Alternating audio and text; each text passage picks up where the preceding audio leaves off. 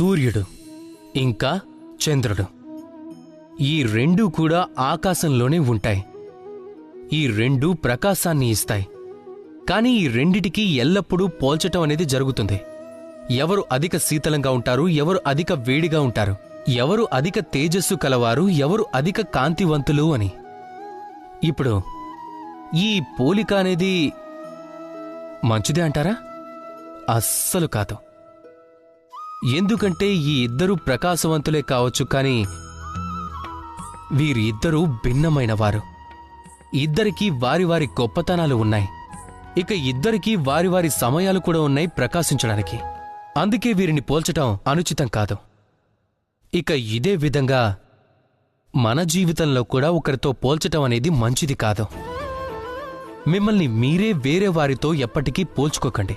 ఒకవేళ ఎవరైనా వేరే వారితో మిమ్మల్ని పోలిస్తే దానిమీద మీరు ధ్యాస పెట్టకండి.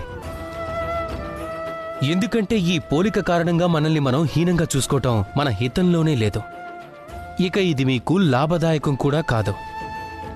కేవలం ప్రయత్నిస్తూ ఉండండి, మిమ్మల్ని మీరు ప్రోత్సహించుకుంటూ ఉండండి. ఇక సరైన సమయం కోసం ఎదురు చూస్తూ ఉండండి. ఎందుకంటే సరైన సమయం వచ్చినప్పుడు మీ ఈ గుణం మీ ప్రాముఖ్యతని బయటకు తెస్తుంది.